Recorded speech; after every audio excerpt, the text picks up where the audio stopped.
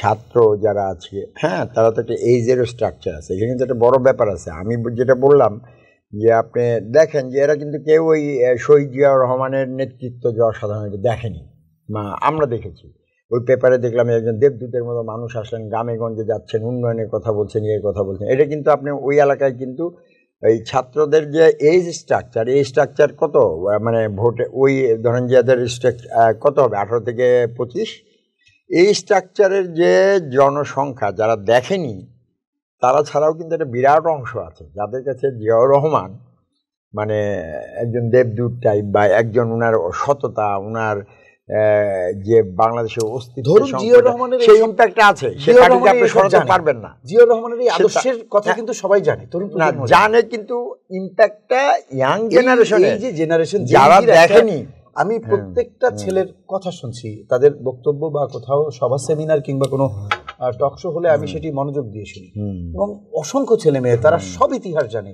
এইটাই হচ্ছে সবচেয়ে বড় বিষয়, ইতিহাস জানা আর ইনফ্লুয়েন্সড দুইটা জিনিস কিন্তু আলাদা হবে, ঠিক আছে? তো সেটা তো বিএনপির দায়িত্ব। না না, আমি যেটা বলতে চাচ্ছি, না না, সেটা ওটাকে এডুকেট করতে হবে, দ্যাট ইজ দ্য লেসন। যে যারা এটা জানে না তাদের জায়গাটা বিএনপি বা বিএনপিকে তৈরি করতে হবে, সেটা তো করেনি। হ্যাঁ অবশ্যই এটা ব্যর্থতা। তো আমি যেটা বললাম যে আপনি যেটা বলছিলেন যে এটাই কি হবে কিনা, কারণ এখানে ওই এই যে স্ট্রাকচারের ছাত্ররা আছে যাদের কাছে 71 বলেন বা 75 to 81 বলেন, তার কোনো ডিরেক্ট ইম্প্যাক্ট নেই বা ইনফ্লুয়েন্স নেই, তারা দেখেনি, তারা পড়েছে। আবার নর্মাল যদি আপনি শহরে বা গ্রামে যাবেন, এখানে একটা বিরাট সেগমেন্ট আছে, যেমন ধরেন যে 71 এরকম অনেক আওয়ামী লীগের আছে বা আছে, তারা আপনি যত কিছুই করেন তারা বলবে যে না আওয়ামী লীগই করবো, এরকম বিএনপিরও আছে।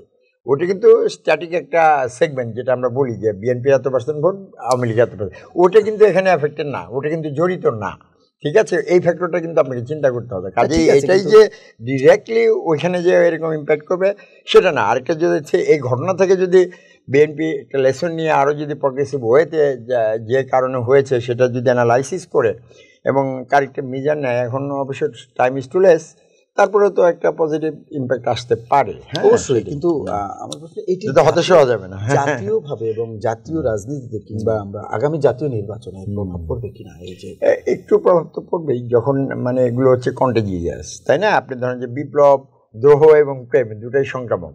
আপনি এখানে বিপ্লব হয়েছে তো ওটার ইম্প্যাক্টে কিন্তু আপনার নেপালে বিপ্লব হয়েছে, তাই না? এবং ভারতের শোনা বাংলাদেশের জেনজিরা যে ভুলটি করেছে সেটি আবার তারা করছে না, মানে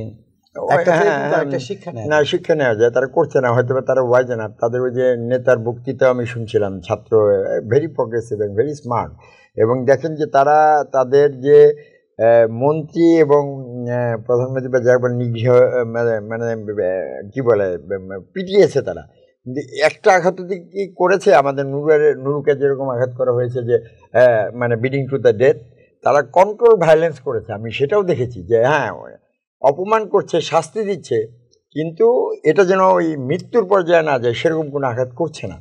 সো আই ওয়াজ অ্যামেজড। তো যেটা বলছিলাম যে এটা সংক্রামক। আপনি ধরেন যে বলা হয় যে ফ্রেঞ্চ রেভলিউশনের প্রভাবে আমেরিকান রেভলিউশন আছে, যেটাকে আমরা সিম্প্যাথেটিক ডেটোনেশন বলি। একটা বোম ফাটালে আরেকটা ফেটে যায়, অটোমেটিকলি ফেটে যায়, ওটাকে ফাটাইতে হয় না।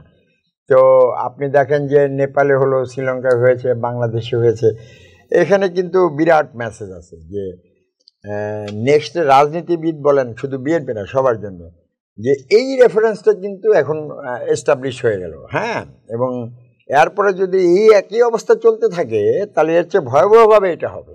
হ্যাঁ, তো তাদেরকে এইভাবেই নিগৃহীত করা হবে।